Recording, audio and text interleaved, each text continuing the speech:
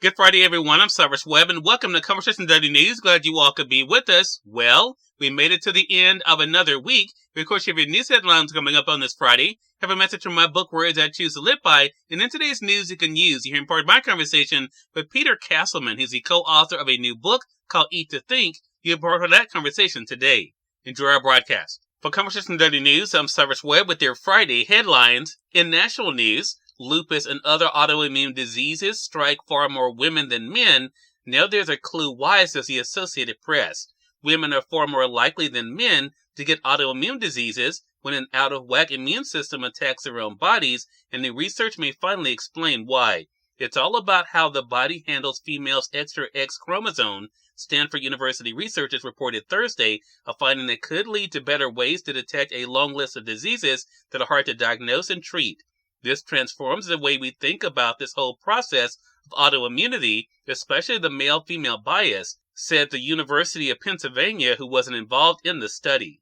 More than 24 million Americans, by some estimates up to 50 million, have an autoimmune disorder, diseases such as lupus, rheumatoid arthritis, multiple sclerosis, and dozens more. About 4 of every 5 patients are women, a mystery that has baffled scientists for decades. One theory is that the X chromosome might be a culprit. After all, females have 2 X chromosomes, while males have 1 X and 1 Y.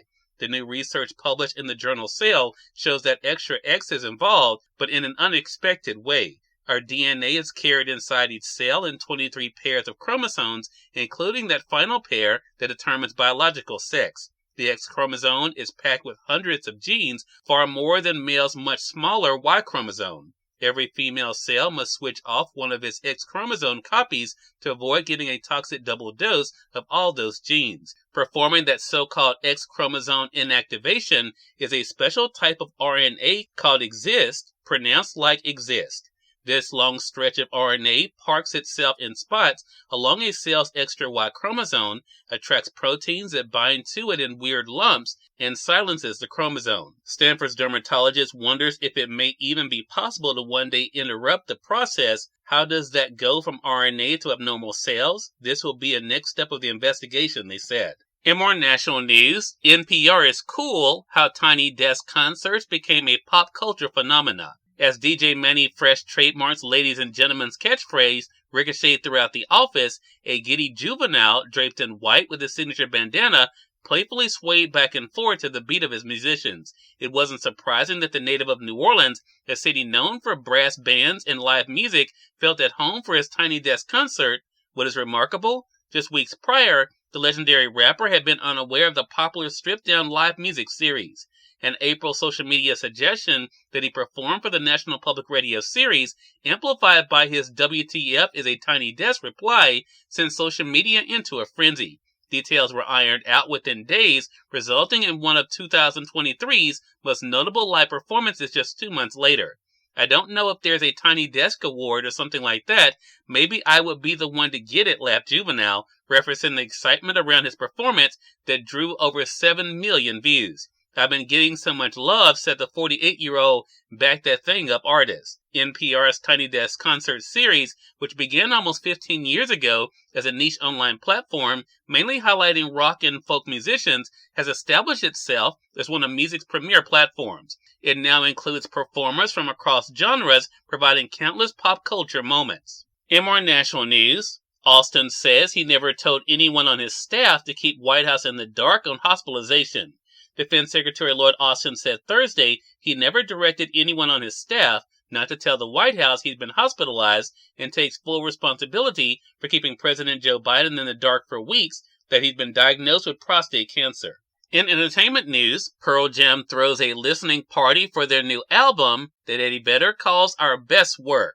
Pearl Jam blasted out their forthcoming album to a few hundred family, friends, and industry insiders on Wednesday, and the tracks show that they are doing anything but mellowing with age. Singer Eddie Vedder, 59, lead guitarist Mike McCready, 57, and bassist Jeff Ament, 60, played the record for the first time for invited guests at the legendary Los Angeles area club where Elton John and many other rock and roll Hall of Famers first made their names. The Republic Records release will be the 12th studio album and first since 2020. And finally, in business news, Wall Street rebounds from its worst day in months to recover most of its loss. Stocks bounced back from their worst drops in September. The S&P 500 rose 1.2% on Thursday to recover three-quarters of its sharp loss from the day before. The Dow Jones Industrial Average climbed 1%, and the Nasdaq Composite as at 1.3%. Big tech stocks led Wall Street in a mirror reverse of a day before.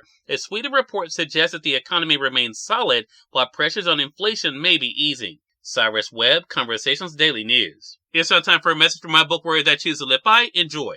Good Friday, everyone. I'm Cyrus Webb, and welcome to Words I Choose to Live By. There is nothing worse than being a prisoner in a jail of your own choosing. Do not allow your circumstances to keep you held up when your freedom has already been granted. Accept the pardon you have been given and use the opportunity as a way of walking forward, learning from the past, but making the most of the present that is today. Have a great Friday and enjoy your weekend. We have part of my conversation coming up with Peter Castleman in today's News You Can Use. Stay with us. You're listening to Conversation Daily News. For Conversation Daily News, I'm Cyrus Webb with your News You Can Use. Peter Castleman, the co-author of the powerful new book, Eat to Think. Join me on Conversations Live, the radio show, to talk about the connection between what we put in our bodies and our brain health. Here's a bit of our conversation. Peter, thank you again for the time. Really do appreciate you stopping by. Well, thank you for having me. I'm honored to be on your show, Cyrus.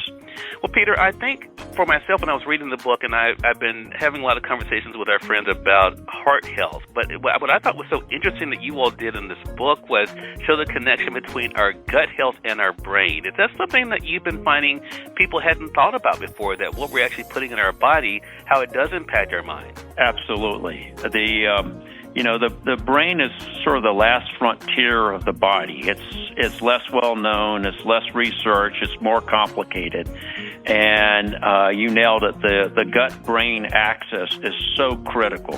What we feed our bodies goes to our brain. So our brain is only 2 pounds, maybe less than 2% of our body weight, yet it consumes 25% of all the calories we eat and 40% of all the nutrients. It's a resource pig.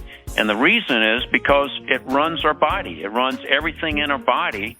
And it's the equivalent of having about 1,000 computers there. And if we don't treat it right, it's going to stop performing well. And unfortunately, as we get older, we're going to probably be exposed to cognition decline, and that does not have to happen. Get a free copy of the ebook of Eat to Think by going to www.eattothink.com. That's www.eattothink.com. Cyrus Webb, Conversations Daily News. We thank you all for tuning into this edition of Conversation Daily News. But back on Mondays, more news, message from my book, Words I Choose to Live By, and an entertainment spotlight. Until then, I'm your host, Cyrus Webb, saying as always, enjoy your day, enjoy your life, enjoy your world. Thank you all for choosing Conversation Daily News today. Now let's go make today amazing. Take care.